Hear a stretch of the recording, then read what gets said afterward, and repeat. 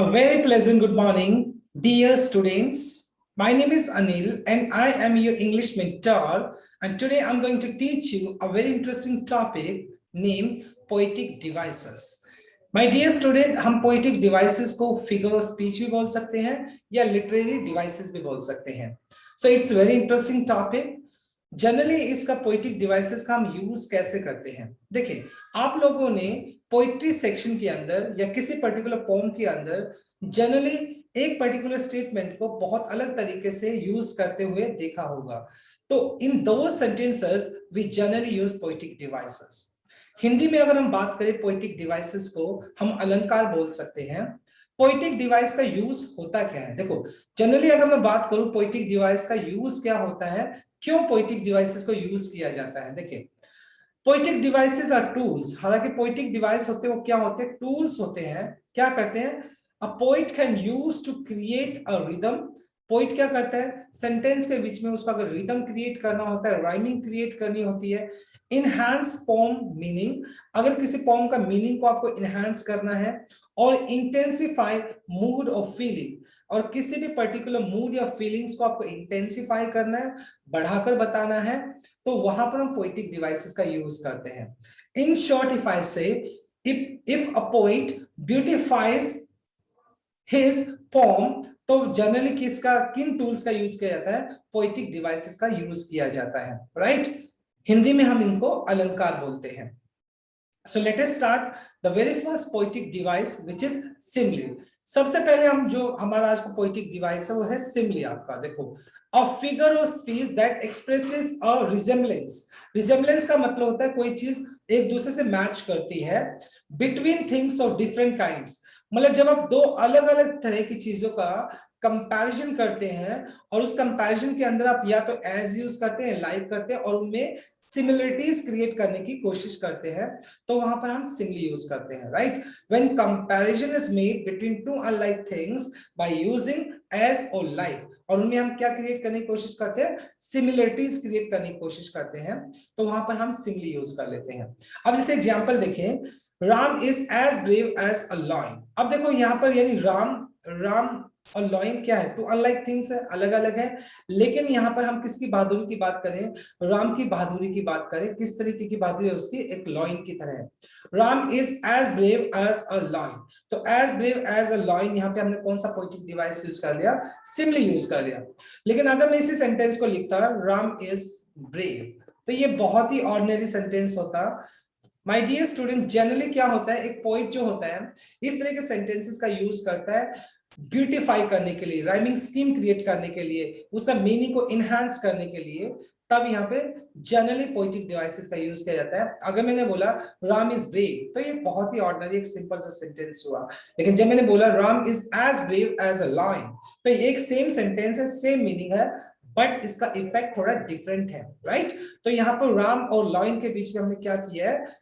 Simile use किया है. Next देख लेते हैं. She sings like a nightingale. देखो, she sings like a nightingale. अब मैंने देखो, she sings like a nightingale. Nightingale क्या था? कोयल होता है. अब like यूज कर लिया हमने यहाँ पर, यानी कहीं ना कहीं ये सेंटेंस अगर मैं इसको ऐसे लिखता, she sings melodiously या she sings sweetly, तो सेम सेंटेंस है. she sings sweetly यानी वो बहुत सुंदर गाती है, स्वीट गाती है. लेकिन इसी सेंटेंस को मैंने कैसे लिखा? she sings like a nightingale. तो कहने का मतलब क्या हुआ? she का यानी कोई भी पर्टिकुलर एक लड़की है, उसका कंपैरिजन मैंने नाइटिंगेल के साथ कर दिया. इट मींस उसकी क्वालिटी मैंने किसके साथ मैच कर ली? नाइटिंगेल के साथ मैच कर लिया. तो यहां पर हमने सिमिली यूज किया है. राइट? तो सिमिली क्या हुआ? when two unlike things are compared by using as or like and create a resemblance, या उनमें हम क्या है? सिमिलरिटीज क्रिएट करने की कोशिश करते हैं, तो वहां पर हम सिमिली यूज कर लेते हैं. I hope my dear student first poetic device आपको क्लियर होगा. Now let us move on to our second one. हम बात कर लेते हैं अब सेकंड की. हमारा जो सेकंड पोएटिक डिवाइस है जिसको हम बोलते हैं मेटाफोर. देखो, मेटाफोर में क्या होता है? मेटाफोर को हम बोल सकते हैं इंप्लाइड सिमिली. इन शॉर्ट देखो, when a direct comparison is made between two unlike things. देखिए जनरली अगर मैं बात करूं सिमिली के अंदर भी हम क्या करते हैं, टू अनलाइक थिंग्स के बीच में कंपैरिजन करते हैं, लेकिन उसमें हम क्या यूज कर लेते हैं, या तो एज यूज कर लेते हैं या लाइक यूज कर लेते हैं, राइट। उसमें हम जनरली ऐसे यूज कर लेते हैं। लेकिन मेटाफर के अंदर क्या होता है, इंप्लाइड सिमिली, जिसके अंदर हम क्या करते हैं, कंपैरिजन तो करते हैं, लेकिन हम जो भी ऑब्जेक्ट होता है उसको डायरेक्ट क्या कर देते हैं, उसको एक टाइटल दे देते हैं, राइट। यानी डायरेक्ट उसको वही चीज बोल देते हैं, उसमें हम एज ए लाइक यूज नहीं करते, बल्कि डायरेक्ट इम्पोजिशन कर देते हैं। इम्पोजिशन मतलब वो चीज उसको पर थोप देते हैं। जैसे अगर मैं बात करता हूं, यहाँ पे मैंने बोला Ram is as brave as a lion, यानी राम किसकी तरह बहादुर है, एक लॉयन की तरह बहादुर है। तो यहाँ पे तो हमने सिंपली यूज किया। लेकिन जैसे सेंटेंस का बोलो, Ram is a lion, Ram is a lion, तो राम को मैंने क्या बोल दिया, राम को मैंने लॉयन बोल दिया भाई, ओके। तो यहां पर अब हालांकि मैं उसकी बहादुरी की बात कर रहा हूं, लेकिन मैंने यहाँ पर सिंगली यूज नहीं किया, बल्कि मैंने राम को डायरेक्ट क्या बोल दिया, लॉयन बोल दिया। इट मींस कहीं ना कहीं राम की बहादुरी की ही मैं बात कर रहा हूं, लेकिन इसमें मैंने डायरेक्ट इंपोजिशन दे दिया राम को मैंने लॉयन बोल दिया। तो जब इस तरह का केस होता है, हालांकि राम और लॉयन जो है, ओके, ये भी टू अनलाइक थिंग्स है, दोनों अलग अलग चीजें, लेकिन इसमें डायरेक्ट मैंने राम को इंपोजिशन दे दिया, किसका, लॉयन का। नेक्स्ट एग्जांपल देते हैं, He is a Sachin Tendulkar of our team. Now, my dear student, जो भी ही है, तो क्या है, क्या वो सचिन तेंदुलकर है? नहीं, सचिन तेंदुलकर नहीं है, बल्कि the way he plays matches like Sachin Tendulkar, जिस तरीके से वो खेलता है, यानी वो सचिन की तरह खेलता है।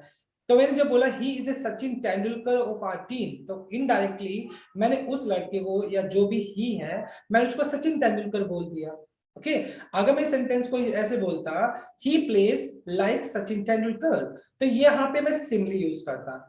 लेकिन जब मैंने बोला he is a Sachin Tendulkar, तो इनडायरेक्टली मैंने क्या किया, ही को मैंने क्या कर दिया, एक टाइटल दे दिया, इंपोजिशन कर दिया एक टाइटल, तो ये हो जाएगा आपका मेटाफर। एक और देख लेते हैं, शी इज ए नाइटिंगेल। अभी देखो इस वाले सेंटेंस में मैंने लाइक यूज किया था कि वो एक नाइटिंगेल की तरह गाती है, लेकिन मैंने इसमें क्या किया, डायरेक्ट ही उसको नाइटिंगेल बोल दिया, शी इज ए नाइटिंगेल। तो इनडायरेक्टली मैंने क्या किया, शी को नाइटिंगेल बोल दिया, यानी एक डायरेक्ट इंपोजिशन दे दिया, यानी वो एक नाइटिंगेल है। इनडायरेक्टली मैं बोलना क्या चाहता हूँ कि वो अच्छा गाना गाती है, उसकी आवाज बहुत स्वीट है, बात तो यही बोलना चाहता हूँ। लेकिन इसमें मैंने क्या किया, एक डायरेक्ट इंपोजिशन दे दिया। जब आप एक डायरेक्ट इंपोजिशन देते हैं, तो वहां पर हम मेटाफर यूज कर लेते हैं, right. So this is in case of number 2 poetic device which is metaphor. I hope my dear student अभी आपको सिमिली और मेटाफर अच्छे से क्लियर हो गए होंगे। Let us move on to our third one which is called as hyperbole. देखिए hyperbole, hyperbole जो है वो आपका थर्ड पोएटिक डिवाइस हो गया, जिसको हिंदी में आप बोल सकते हैं अतिशयोक्ति अलंकार, राइट। जनरली अगर बात करते हैं एग्जैगरेटेड स्टेटमेंट्स, देखो जब आप किसी बात को बढ़ा चढ़ाकर बोलते हो, यानी कोई भी सिंपल स्टेटमेंट हो सकती है, लेकिन आप उसी सिंपल स्टेटमेंट को बढ़ा चढ़ाकर बोलते हैं। अतिशयोक्ति का मतलब क्या होता है, बढ़ा चढ़ाकर किसी बात को बोलना। देखें, फ्लड्स ऑफ टीयर फ्लॉड, देखो floods of tear flowed. Now my dear student, कभी टीयर से, आंसुओं से कभी बाढ़ आ सकती है, नहीं आ सकती है, राइट। तो फ्लड्स ऑफ टीयर्स फ्लॉड, मतलब इतना बढ़ा चढ़ाकर बोला गया है कि जो आंसू हैं उनसे क्या आ गया, फ्लड आ गया। तो ये भी एक बहुत बढ़ा चढ़ाकर बात बोली गई है। जब बढ़ा चढ़ाकर बात बोलते हैं तो ऑब्वियस सी बात है हाइपरबोले आप यूज कर लेते हैं। She lived in my heart, अब देखो she lived in my heart, यानी वो मेरे दिल में रहती है। ऑब्वियस सी बात है, दिल का साइज बहुत छोटा है, राइट। वो मेरे दिल में रहती है, कोई किसी के दिल में कैसे रह सकता है, आपने बढ़ा चढ़ाकर बोला है, राइट। अगर मैं बोलता हूं he wasted tons of money, he wasted tons of money in this business, अब देखो टन्स बहुत ह्यूज अमाउंट होता है, बहुत ह्यूज होता है क्वांटिटी में टन्स, और वो कहते हैं उसने टन्स ऑफ मनी, यानी इतना बहुत सारा पैसा उसने इस बिजनेस में बहा दिया है। तो यहां पर भी मैंने क्या किया है, बढ़ा चढ़ाकर स्टेटमेंट को बोला है। So my dear student, in short if I just say, hyperbole के अंदर आप क्या करते हो, किसी भी पर्टिकुलर स्टेटमेंट को बहुत बढ़ा चढ़ाकर आप बोलते हैं, तो वहां पर हम बोलते हैं hyperbole, right. So I hope ये आपको क्लियर हुआ होगा। नंबर 4 पे चलते हैं, अभी बहुत इंटरेस्टिंग है नंबर 4 भी। देखें, एलिट्रेशन, जिसको हिंदी में आप अनुप्रास बोलते हैं, the occurrence of consonant sound at the beginning of adjacent or closely connected words। My dear student, मैं फिर दोबारा से रिपीट करता हूँ, एलिट्रेशन में क्या होता है, जनरली आपका कॉन्सोनेंट साउंड होता है। अगर आपको कोई भी वोवल साउंड मिलता है तो वो आपका वोवल साउंड अगर मिलेगा तो वो आपका एलिट्रेशन में नहीं जाएगा, बल्कि वो आपका जाएगा असोनेंस के अंदर। असोनेंस को मैं बाद में एक्सप्लेन करूंगा, कॉन्सोनेंट साउंड होना चाहिए। Number 2 my dear student, generally बच्चे क्या मिस्टेक करते हैं, instead of looking at sound, sound की बजाय वो लेटर की तरफ देखने लग जाते हैं।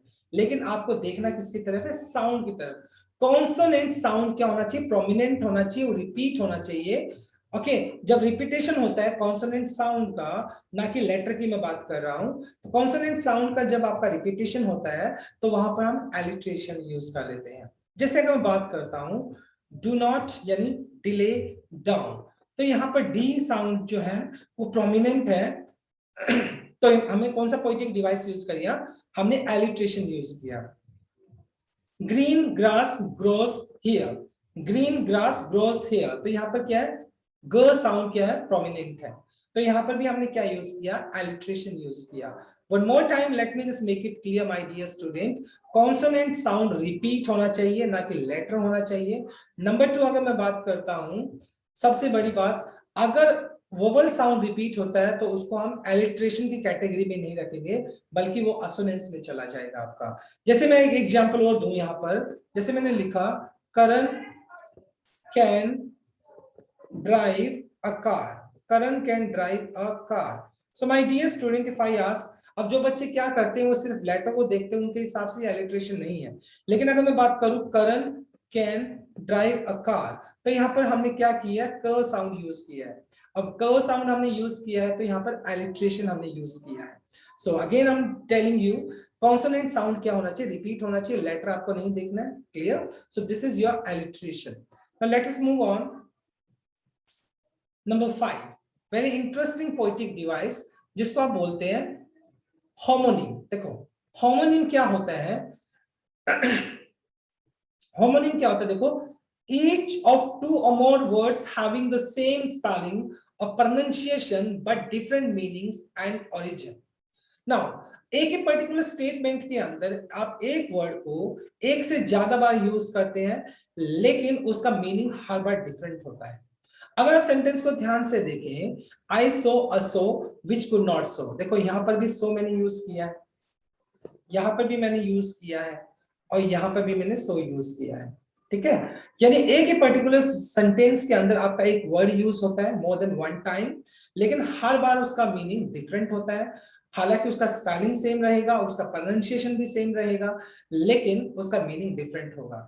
जैसे मैंने बोला आई सो अ सो, सी का सेकंड जो फॉर्म होता है यानी मैंने देखा, तो ये तो V2 हो गया आपका। मैंने देखा क्या, सो क्या होता है, एक आरा मशीन होती है, आरा मशीन जो होती है, कटिंग वाली जो मशीन होती है, उसको बोलते हैं आई सो अ सो विच कुड नॉट सो। अब यहाँ पे सो का जो मीनिंग है कट करना होता है, राइट। यानी मैंने क्या देखा, मैंने एक आरा देखा जो काट नहीं सकता था, जिसने काटा नहीं, राइट। तो यहाँ पर देखो, फर्स्ट जो सो यूज किया है मैंने, वो किसके लिए यूज किया, फर्स्ट सो यहाँ पे यूज किया है मैंने सेकंड फॉर्म, यानी मैंने सी का जो सेकंड फॉर्म है उसके लिए यूज किया है। सेकंड जो सो है वो आपकी कटिंग मशीन के लिए, यानी जिसको आप आरा बोल सकते हैं, कटिंग मशीन हो गई आपकी, राइट। तो ये सो हो गया आपका। थर्ड जो सो है वो आपका क्या है, वो काटने के सेंस में यूज हुआ है। सो माय डियर स्टूडेंट, यानी we are using so 3 times in a given sentence. हमने एक पर्टिकुलर सेंटेंस के अंदर सो को 3 बार यूज किया है, डिफरेंट मीनिंग्स हर बार इसकी यूज की गई है। नेक्स्ट एग्जांपल देखते हैं हम, you can not can the can. देखो you can not can the can, अब फर्स्ट जो कैन है वो मॉडल वर्ब हो गया आपका। सेकंड जो कैन है ओपन करने के सेंस में होता है, यानी फर्स्ट तो मॉडल वर्ब हो गया आपका, सेकंड कैन क्या हो गया, ये आपका ओपन की सेंस में हो गया, और जो थर्ड जो आपका कैन क्या होता है, कंटेनर होता है। क्या होता है, कंटेनर होता है, राइट। तो यहां पर भी अगर आप ध्यान से देखें तो कैन वर्ड को हमने 3 टाइम्स यूज किया है, and each time it has a different meaning, और तीनों बार इसका एक डिफरेंट मीनिंग है। सो देयरफॉर होमोनिम क्या होता है, एक पर्टिकुलर वर्ड को आप एक ही सेंटेंस के अंदर 2 या 2 से ज्यादा बार यूज करते हैं, but each time it has a different meaning, हालांकि उसका स्पेलिंग और प्रोनाउंसिएशन बिल्कुल सेम होता है, राइट। आई होप ये आपको समझ आया होगा। Let us start with a next poetic device which is पन, बहुत इंटरेस्टिंग है पन भी आपका। देखिए पन, a word which carries to different meanings. देखिए पन क्या होता है, पन के अंदर एक ही वर्ड को यूज किया जाता है और उसके टू डिफरेंट मीनिंग्स होते हैं या उससे ज्यादा भी हो सकते हैं, राइट। यानी एक वर्ड जो होता है एक पर्टिकुलर स्टेटमेंट में, होमोनिम में तो हमने क्या यूज किया था, एक वर्ड को ज्यादा बार यूज किया था, लेकिन पन में क्या होता है एक वर्ड को हम क्या करते हैं एक ही बार यूज करते हैं, लेकिन उसके जो लिटरल जो मीनिंग होते हैं वो डिफरेंट होते हैं। जैसे अगर मैं बात करता हूँ, लाइफ डिपेंड्स ऑन लीवर। देखो लाइफ जो है वो डिपेंड करते हैं किसके ऊपर, लीवर। अब यहाँ पे देखो लीवर जो है इसके दो मीनिंग है, एक तो क्या होता है, एक तो हो गया अपना जो बॉडी ऑर्गन की बात कर रहा हूं मैं, बॉडी ऑर्गन की बात कर रहा हूं, एक तो हमारा जो बॉडी पार्ट है उसकी बात हो रही है, और दूसरा लीवर क्या होता है, the one who lives life, एक ऐसा इंसान जो अपनी जिंदगी जीता है, the one who lives life, तो उसको भी हम लीवर बोल सकते हैं। तो डिपेंड करता है कि जो पोइट है, पोइट ने उस पर्टिकुलर स्टेटमेंट के अंदर उस पर्टिकुलर वर्ड का पन का जहां पे यूज किया है, किस कॉन्टेक्स्ट में यूज किया है वो हमें समझना होता है। तो यहाँ पे लीवर का यूज क्या किया गया है, लाइफ डिपेंड्स ऑन लीवर, तो लीवर के यहाँ पे टू डिफरेंट मीनिंग्स आ गए, बॉडी ऑर्गन भी हो सकता है, हु लिव्स लाइफ यानी एक जीने वाला इंसान होता है उसके लिए भी यूज हो सकता है। देख लेते हैं next one, the surgeons were engaged in a joint operation for 3 months। अब देखो in a joint operation, my dear student, ये जो जॉइंट ऑपरेशन है इसके भी टू लिटरल मीनिंग है। अब कैसे, एक तो होता है जो हमारा, देखो जॉइंट्स कौन सा होता है, एक तो बॉडी पार्ट का जो जॉइंट्स होता है, जॉइंट्स उसके ऑपरेशन की बात की जा रही है, या फिर आप एक टुगेदर की बात की जा रही है, यानी जॉइंट का मतलब एक दूसरे के साथ मिलकर भी काम करना होता है। अब मतलब कौन सी बात करें, जॉइंट जो हमारा एक बॉडी पार्ट होता है उस जॉइंट ऑपरेशन की बात की जा रही है, या एक दूसरे के साथ मिलकर बात की जा रही है, तो यहाँ पर भी मीनिंग क्लियर नहीं है। तो पन के केस में क्या होता है, उस वर्ड को यूज किया जाता है, उसके टू डिफरेंट मीनिंग्स हो सकते हैं, दो से ज्यादा भी हो सकते हैं। जैसे नेक्स्ट देख लेते हैं, now it is in cloud space. देखिए now it is in cloud space, ना माय डियर स्टूडेंट, क्लाउड की अगर मैं बात करता हूं तो क्लाउड का मतलब तो क्या होता है, एक तो आसमान में जो क्लाउड होते हैं उसकी बात करें, और आजकल अगर आप गूगल वगैरह पे चेक करते हैं तो जनरली क्लाउड स्पेस मिलता है जिसके अंदर हम अपने डाटा को सेव कर सकते हैं। लेकिन यहाँ पे कौन सी स्पेस की बात की जा रही है, आसमान वाली स्पेस क्लाउड की बात की जा रही है, या कौन सा जिसमें हम डाटा को सेव करते हैं उस क्लाउड की बात की जा रही है, तो यहाँ पे भी क्लियर नहीं है, right. I loss the interest. अब देखो इंटरेस्ट मतलब यहाँ पर अगर बात करता हूँ, इंटरेस्ट भी आपके दो तरह के हो गए, एक तो मनी रिलेटेड होता है जो ब्याज जिसको आप बोलते हैं, राइट, मनी रिलेटेड होता है, और एक इंटरेस्ट होता है आपका जिसमें आप विलिंगनेस शो करते हैं, इच्छा की बात करते हो, रुचि की बात करते हो, तो वो भी होता है। तो यहाँ पर I have loss the interest, किस इंटरेस्ट की बात करते हो, तो ये भी स्पेसिफिक नहीं बोला गया है। तो पन के केस में क्या होता है, एक वर्ड का यूज किया जाता है तो उसके टू डिफरेंट मीनिंग्स हो सकते हैं, दो से ज्यादा मीनिंग हो सकते हैं, लेकिन पोइट ने किस कॉन्टेक्स्ट में यूज किया हमें वो समझना होता है, right. So this is your poetic device number 6। अब बात कर लेते हैं पोइटिक डिवाइस नंबर 7 की। बहुत इंटरेस्टिंग पोइटिक डिवाइस आया अभी हमारा, पर्सोनिफिकेशन। देखो पर्सोनिफिकेशन क्या होता है, पर्सोनिफिकेशन आपका जिसको आप हिंदी में बोलते हो मानवीकरण करना, राइट। अब होता है क्या, देखो पर्सोनिफिकेशन में व्हेन अ नॉन लिविंग, एक नॉन लिविंग या नॉन ह्यूमन जो है ना is treated as a living being. देखिए जब आपका कोई भी नॉन लिविंग या नॉन ह्यूमन क्या करता है, एक लिविंग बीइंग की तरह एक्ट करता है, तो उस केस में हम पर्सोनिफिकेशन यूज करते हैं। पर्सोनिफिकेशन का मतलब हो गया मानवीकरण करना। अब देखो सेंटेंस बड़े इंटरेस्टिंग है यहाँ पर, वॉल स्माइल्ड एट मी, यानी वॉल मेरी तरफ हंसी। अ स्माइल जो है वो एक ह्यूमन वर्च्यू है, क्या है, अब जो स्माइल है वो एक ह्यूमन वर्च्यू है, ह्यूमन क्वालिटी है, क्योंकि जो ह्यूमन होते हैं वो स्माइल करता है ना, ह्यूमन वर्च्यू हो गया ये तो। अब ये जो ह्यूमन वर्च्यू है किसको हमने दे दिया, ये तो हमने वॉल को दे दिया, तो वॉल को हमने क्या करते हैं पर्सोनिफाइड कर दिया है, तो वॉल को जब हमने पर्सोनिफाइड किया तो इट मींस हमने यहाँ पे पर्सोनिफिकेशन यूज किया। Moon hit her face behind the clouds. देखो मून हिट हर फेस, हिट का मतलब क्या होता है, छुपाना होता है, हर फेस बिहाइंड द क्लाउड्स यानी, तो कहीं ना कहीं जो मून है, चांद जो है उसने अपना फेस क्या किया, छुपा लिया, राइट। अगर मैं बात करता हूं मून यहाँ पर, तो मून के केस में क्या, मून को हमने पर्सोनिफाइड कर दिया। अब ये शाइनेस जो होती है, शाइनेस जो होती है वो एक ह्यूमन वर्च्यू होता है। जनरली आपने देखा होगा बहुत सारी औरतें होती है शाई फील करती है तो वो क्या कर लेते हैं, छुपा लेते हैं अपने चेहरे को, तो वही वाली क्वालिटी यहाँ पे मून को दी गई है। तो जब आप शाइनेस की बात कर रहे हो तो यहाँ पे शाइनेस तो एक ह्यूमन वर्च्यू हो गया, जब आप ह्यूमन वर्च्यू की बात कर रहे हो तो यहाँ पर हमने मून को हमने क्या कर दिया, पर्सोनिफाइड कर दिया, हालांकि जो मून है आपका वो नॉन लिविंग है, right. Death will play his role, death will play his role. एक इंसान जो होता है ना वो अपना रोल प्ले करता है, लेकिन यहाँ पे डेथ को हमने क्या कर दिया, डेथ को भी हमने पर्सोनिफाइड कर दिया है। क्या कर दिया है, डेथ को भी हमने पर्सोनिफाइड कर दिया है। एक एग्जांपल और दे देता हूं, जैसे मैं बोलता हूं trees started shivering with fear, trees started shivering with fear. अब मैंने इस पर्टिकुलर सेंटेंस में ट्रीज स्टार्टेड शिवरिंग कहा अपना विद फियर। अब ट्रीज जो है हालांकि वो नॉन ह्यूमन है, यानी जो ट्रीज है वो क्या डर के मारे कांपने लग गए। अब ट्रीज डर के मारे थोड़ी कांपते हैं, ह्यूमन, ये तो ह्यूमन वर्च्यू है, ह्यूमन नेचर है। तो यहाँ पर मैंने ट्रीज को क्या कर दिया, पर्सोनिफाइड कर दिया, नॉन ह्यूमन को मैंने क्या कर दिया, ह्यूमन की तरह यहाँ पर दिखाया है। तो यहाँ पे ट्रीज को मैंने पर्सोनिफाइड यूज किया है, राइट। तो इसको हम बोलते हैं पर्सोनिफिकेशन। नेक्स्ट देख लेते हैं माय डियर स्टूडेंट, बहुत इंटरेस्टिंग पोएटिक डिवाइस आपका नेक्स्ट भी आयरनी बोलते हैं इसको, जिसको हिंदी में हम बोल सकते हैं विडंबना। क्या बोलते हैं, विडंबना, आयरनी बोलते हैं। जैसे अगर मैं बात करता हूं saying one thing but implying the opposite, जैसे जैसा आपको बोला जाता है, जैसा कोई चीज स्टेटमेंट बोली जाती है, saying one thing but implying the opposite, मतलब जैसा आपको बोला जाता है उसके बिल्कुल अपोजिट उसका लिटरल मीनिंग लिया जाता है। जैसे अगर मैं बात करता हूं O you are kind, you are truly kind to me. Irony क्या होता है, विडंबना भी होता है। आयरनी के अंदर कहीं ना कहीं आप सरकास्टिक होते हैं। सरकास्टिक क्या होता है, जिसमें आप किसी को क्रिटिसिज्म कर रहे होते हैं या किसी को ताना मारने के केस में यूज कर लेते हैं आयरनी का। हालांकि इसका मीनिंग क्या होता है, जैसा बोला जाता है उसका अपोजिट उसका मीनिंग लिया जाता है। जैसे मैंने बोला O you are truly kind to me. अब मेरा एक दोस्त है जिसने मेरे साथ क्या किया, चीट किया है, उसने क्या किया, मेरे साथ चीट किया है। तो मैं उसको बोलता हूँ हाँ तू तो मेरा बड़ा अच्छा दोस्त है। हालांकि मेरा तरीका क्या है, तू तो मेरा बड़ा अच्छा दोस्त है। तो मैंने क्या लिटरली मैं उसको ये बोलना चाहता हूँ तू मेरा अच्छा दोस्त है, नहीं, कहीं ना कहीं मैं उसको सरकास्टिक वे में यूज कर रहा हूँ। जब सरकास्टिक वे में यूज करते हैं तो वहां पर हम आयरनी यूज करते हैं।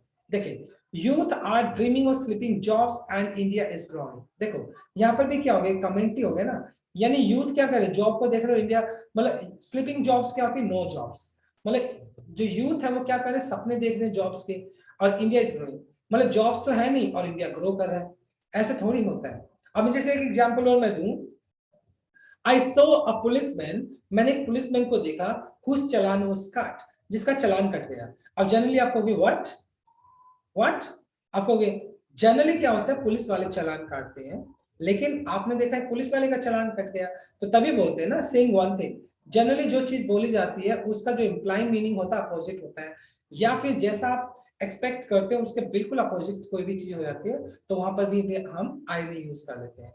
जैसे डियर डिपार्टेड, डियर डिपार्टेड क्या है, देखो you come in happy time. देखो डियर डिपार्टेड क्या है, एक क्लास 10th के अंदर एक चैप्टर होता था डियर डिपार्टेड, जिसमें एक कैरेक्टर था मिस्टर एबल मैरी वेदर, वो एक कैरेक्टर था, उसके दो बेटियां थी। ओके, वो दोनों बेटियां क्या थी, वो उससे बिल्कुल भी प्यार नहीं करती थी। और दूसरा, और एक दिन वो जो मिस्टर एबल मैरी वेदर है वो बहुत ज्यादा ड्रंक हो जाता है, पी जाता है, और उनको लगता है वो मर गया। हालांकि इस चैप्टर के टाइटल को देखे डियर, क्या एक्चुअल में वो किसी को डियर था, नहीं था, यानी दोनों बेटियां उसको, यानी वो डियर तो किसी को था ही नहीं। डिपार्टेड, क्या एक्चुअल में जो मैरी एबल वेदर था वो मरा था, नहीं मरा था, वो तो सिर्फ अनकॉन्शियस हो गया था। तो यानी टाइटल में भी क्या हमने आईएनई यूज किया है, राइट। यानी जैसा टाइटल दिया बिल्कुल उसका अपोजिट क्या हो रहा था, चैप्टर के अंदर उसका अपोजिट हो रहा था। You came in a happy time, एक बहुत ही इंटरेस्टिंग है, जूलियस सीजर, एक ड्रामा है जो कि विलियम शेक्सपियर ने लिखा है, जूलियस सीजर। उसमें क्या होता है, ब्रूटुस एक बहुत अच्छा दोस्त होता है, किसका, जूलियस सीजर का, ब्रूटुस। ब्रूटुस एक मतलब क्या होता है, दोस्त होता है जो कि कॉन्स्पिरेसी करता है, किसके खिलाफ, जूलियस सीजर के खिलाफ। और मतलब क्या होता है जूलियस सीजर के, अब देखो you came in a happy time, अब मतलब ब्रूटुस क्या करता है, जूलियस सीजर से मिलने के लिए आता है, और जूलियस सीजर ब्रूटुस को देखता है और कहता है O you came in a happy time. लेकिन जब ब्रूटुस उस टाइम आता है तो ब्रूटुस के दिमाग में कुछ कॉन्स्पिरेसी चल रही होती है, उसको मारने का प्लान चल रहा होता है। तो क्या यहाँ पर देखो, जैसा जूलियस सीजर ने बोला, क्या ब्रूटुस मतलब क्या एग्जैक्ट में वैसा ही मीनिंग था, नहीं था, उसके बिल्कुल अपोजिट था। तो इस तरह की सिचुएशन जहां पर भी होती है वहां पर आयरनी यूज कर लेते हैं। I hope my dear student आपको आयरनी बहुत अच्छे से समझ आया होगा, right. So let us move on a next poetic device which is apostrophe. ये भी बहुत इंटरेस्टिंग आपका, देखो अपोस्ट्रोफी में क्या होता है, call something or someone which is not present at the time। Apostrophe क्या होता है? देखो, एक अपोस्ट्रोफी तो ये भी होता है ना इंग्लिश के अंदर, जिसका अपन ये साइन लगाकर एस लगाते हो, तो ये तो आपका पोजीशन बताते हो, लेकिन एक अपोस्ट्रोफी आपका पोएटिक डिवाइस भी होता है, राइट? अपोस्ट्रोफी का कहाँ पे यूज करते हैं? देखो, अपोस्ट्रोफी एक ऐसा पोएटिक डिवाइस होता है जिसमें क्या यूज करते हैं, कॉल समथिंग और समवन। आप किसी चीज को या किसी इंसान को आवाज लगाते हैं जो कि उस टाइम प्रेजेंट नहीं होता है, तो वहां पर हम अपोस्ट्रोफी यूज करते हैं। जैसे अगर मैं बात करता हूँ, God help me, God help me, देखो अपोस्ट्रोफी में ये साइन जरूर आएगा, गॉड हेल्प मी, भगवान मेरी मदद करो। क्या भगवान आपको सुन पा रहे हैं? क्या भगवान वहां पर है? लेकिन आप फिर भी उसको पुकार रहे हैं, तो वहां पर आपने अपोस्ट्रोफी यूज कर लिया। ओ व्हाट यू डिड, मान लो मैं यहाँ पर राम लिख देता, मान लो O Ram what, O O what Ram did, तो क्या राम वहां पर है? नहीं है। तो यानी जब आप किसी पर्टिकुलर चीज को या किसी इंसान को जब बुलाते हो तो वहां पर वो चीज प्रेजेंट नहीं होती है, तो वहां पर हम अपोस्ट्रोफी यूज कर लेते हैं। जैसे मान लो मैं बोलता हूं miss you dad, miss you dad, okay, miss you dad, मतलब क्या मेरे फादर मुझे सुन पा रहे हैं? नहीं सुन पा रहे हैं, तो मिस यू डैड भी क्या हो गया, यहाँ पर अपोस्ट्रोफी आपने यूज कर लिया है, राइट? मान लो आपका बेस्ट फ्रेंड है, कोई चला गया, क्या बोलते हो, प्लीज कम बैक सून, क्या उसको वो सुन रहा है इस चीज को? नहीं सुन रहा है। तो जब कोई चीज वहां पर प्रेजेंट नहीं होती, कोई इंसान वहां प्रेजेंट नहीं होता, तब आप यूज करते, तो वहां पर आप अपोस्ट्रोफी यूज कर लेते हैं, राइट? अब बात कर लेते हैं, नेक्स्ट हमारा पोएटिक डिवाइस है एंटीथेसिस। देखिए एंटीथेसिस जो होता है, जिसको आप अगर इसका लिटरल हिंदी मीनिंग देखोगे तो विरोधाभास होता है, right? Contradiction in two statements, यानी एक ही पर्टिकुलर स्टेटमेंट, मतलब सॉरी, टू स्टेटमेंट्स दी होती है, दो स्टेटमेंट्स होती है, दोनों ही स्टेटमेंट में क्या होता है, कॉन्ट्राडिक्शन होता है, यानी विरोधाभास होता है। देखो, एक पॉजिटिव होती है, एक नेगेटिव होती है। यू फेस्ड विक्ट्री, यानी तुमने तो क्या देखा, तुमने तो विक्ट्री को देखा, जीत को देखा, एंड आई सो डिफीट, और मैंने क्या देखा, मैंने डिफीट को देखा, तो यानी मैंने हार को देखा। तो विक्ट्री, अब देखो यू फेस्ड विक्ट्री, ये आपका एक स्टेटमेंट हो गया, एंड आई सो डिफीट, ये आपका सेकंड स्टेटमेंट हो गया, और दोनों स्टेटमेंट में क्या है, कॉन्ट्राडिक्शन है, विरोधाभास है। तो विक्ट्री और डिफीट जो है दोनों में क्या कॉन्ट्राडिक्शन हो गया। तो इस तरह का जब पोएटिक डिवाइस होता है उसको हम एंटीथेसिस की कैटेगरी में डाल देते हैं। Politician live in luxury, politicians live in luxury while citizens live in poverty. अब देखो लग्जरी और पॉवर्टी जो है, अब देखो पहला सेंटेंस तो आपका पॉलिटिशियन लिव इन लग्जरी, ये आपका फर्स्ट लाइन हो गया, सिटीजन्स लिव इन पॉवर्टी ये आपकी सेकंड लाइन हो गया, और दोनों लाइनों में क्या है, दोनों ही लाइनों में आपका क्या विरोधाभास है, जिसको आप बोल सकते हैं एंटीथेसिस। जब आपकी दो स्टेटमेंट होती है, उन दोनों स्टेटमेंट में आपका क्या होता है, कॉन्ट्राडिक्शन होता है, तो वहां पर हम एंटीथेसिस यूज कर लेते हैं, राइट? आई होप आपको ये समझ आया होगा। नेक्स्ट आता है आपका पैराडॉक्स। देखो अब आपको भूलना नहीं है, जो पहले वाला हमने किया था एंटीथेसिस, उसमें दो स्टेटमेंट के अंदर कॉन्ट्राडिक्शन था। अब बात आता है जो हमारा नेक्स्ट है पैराडॉक्स, इसको भी हम हिंदी में विरोधाभास बोलते हैं। एंटीथेसिस में दो स्टेटमेंट होती है, दोनों स्टेटमेंट के अंदर क्या होता है, आपका कॉन्ट्राडिक्शन होता है। लेकिन पैराडॉक्स में क्या होता है, पैराडॉक्स के अंदर एक ही स्टेटमेंट के अंदर क्या होता है, कॉन्ट्राडिक्शन होता है, यानी एक ही स्टेटमेंट दी होती है, उसी के अंदर कॉन्ट्राडिक्शन होता है। अब जैसे वॉर इज पीस, अब देखो my dear student, war is peace, war कभी पीस थोड़ी हो सकता है, वॉर क्या होता है, युद्ध, और पीस होता है शांति, तो यानी वॉर और पीस तो एक साथ हो ही नहीं सकती है, राइट? तो यानी एंटीथेसिस में क्या होता है, दो स्टेटमेंट में कॉन्ट्राडिक्शन होता है, पैराडॉक्स में एक ही स्टेटमेंट के अंदर कॉन्ट्राडिक्शन होता है। फ्रीडम इज स्लेवरी, अब फ्रीडम क्या होता है, आजादी होती है, स्लेवरी गुलामी होती है, तो फ्रीडम स्लेवरी कैसे हो सकती है, राइट? तो दोनों ही मतलब एक ही लाइन में कॉन्ट्राडिक्शन हो गया आपका। Save money for spending it, देखो save money for spending it, और सेव मनी कर रहे हो, मेरे पैसा बचाओ खर्चने के लिए। अब मुझे बात बताओ, पैसा आप इकट्ठा करते हो, बचाते हो, खर्चने के लिए थोड़ी बचाते हो, राइट? तो दोनों ही मीनिंग में क्या हो गया, दोनों ही मतलब क्या हो गया, कॉन्ट्राडिक्शन हो गया। This is the beginning of and, this is the beginning of and, अब बिगिनिंग की भी बात कर रहे हो और एंड की भी बात कर रहे हो, तो यहाँ पर भी कॉन्ट्राडिक्शन हो गया आपका। Rules are to be obliged, जब आप रूल्स की बात करते हो, rules are to be ignored, जब रूल्स की बात करते हो, रूल्स को तो फॉलो किया जाता है, उसको इग्नोर थोड़ी किया जाता है, यानी रूल्स को तो पालन कराया जाता है, कंप्लाई कराया जाता है, ओबे कराया जाता है। तो यहाँ पर जब आपका एक ही स्टेटमेंट के अंदर कॉन्ट्राडिक्शन होता है तो उसको हम पैराडॉक्स बोलते हैं। अगर आपकी दो स्टेटमेंट दी होती है, दोनों स्टेटमेंट में कॉन्ट्राडिक्शन होता है, तो उसको हम बोल देते हैं एंटीथेसिस। अब बात आता है बहुत इंटरेस्टिंग पोएटिक डिवाइस है जिसको आप बोल सकते हैं ऑक्सीमोरॉन, क्या बोलते हैं, ऑक्सीमोरॉन। देखो contradiction in two compound words, जब आपके हाइफन के साथ जनरली होते हैं ज्यादातर ये, जब आपके दो कंपाउंड वर्ड होते हैं, क्लोजली कनेक्टेड वर्ड्स होते हैं जो एक दूसरे के अपोजिट होते हैं। जब दो स्टेटमेंट के अंदर कॉन्ट्राडिक्शन होगा एंटीथेसिस कहलाएगा, जब एक स्टेटमेंट के अंदर कॉन्ट्राडिक्शन होगा पैराडॉक्स कहलाएगा, और जब दो क्लोजली कनेक्टेड जो वर्ड्स होते हैं उनमें कॉन्ट्राडिक्शन होगा तो उसको हम ऑक्सीमोरॉन में डाल देंगे। ऑक्सीमोरॉन देखिए, द वाइजेस्ट फूल, अब देखो इस सेंटेंस को, द वाइजेस्ट फूल, फूल तो मूर्ख होता है, वाइजेस्ट समझदार होता है, तो ये दोनों के दोनों क्लोजली कनेक्टेड है, मतलब क्लोजली कनेक्टेड, इनके बीच में सिर्फ हाइफन आ सकता और कोई चीज नहीं आ सकती है। द वाइजेस्ट फूल, तो यानी वाइजेस्ट क्या होता है, समझदार होता है, फूल क्या होता है, मूर्ख होता है, दोनों में क्या कॉन्ट्राडिक्शन है, तो इसलिए यहाँ पर ऑक्सीमोरॉन आपने यूज किया। It is an open secret, अब देखो सीक्रेट क्या होता है, रहस्य होता है, ओपन खुला होता है, तो यहाँ पर भी क्या है आपका, ये भी आपने ऑक्सीमोरॉन यूज कर लिया। Is irregularly, sorry he is regularly irregular, अब इरेगुलर क्या होता है, मतलब जो अनियमित होता है, कभी कंटिन्यू पंक्चुअल नहीं होता है। रेगुलरली क्या होता है, जो पंक्चुअल होता है। हालांकि दोनों वर्ड एक दूसरे के साथ यूज किए हैं, लेकिन दोनों के मीनिंग क्या अपोजिट है। I feel sweet pain, pain क्या होता है, पेन आपका दर्द होता है, स्वीट आपका मीठा होता है, पेन कभी मीठा थोड़ी हो सकता है, तो यहाँ पर भी आपने क्या किया है, यहाँ पर आपने ऑक्सीमोरॉन यूज किया है। जैसे अगर मैं बोलता हूं टेरिबल ब्यूटी, टेरिबल ब्यूटी, अब क्या टेरिबल ब्यूटी हो सकता है आपका, नहीं हो सकता है। अब ब्यूटी क्या, ब्यूटी भी बोल रहे हो, उसको टेरिबल भी बोल रहे हो। तो जब आपके टू क्लोजली कनेक्टेड वर्ड्स जो होते हैं वो एक दूसरे के बिल्कुल अपोजिट होते हैं, तो वहां पर हम यूज कर लेते हैं oxymoron. I hope this is clear to you my dear student, right? So this is all about from my side. Thanks for watching this video. Please do like, share, comment and subscribe to my channel. So thank you so much. God bless you all. Stay happy and blessed.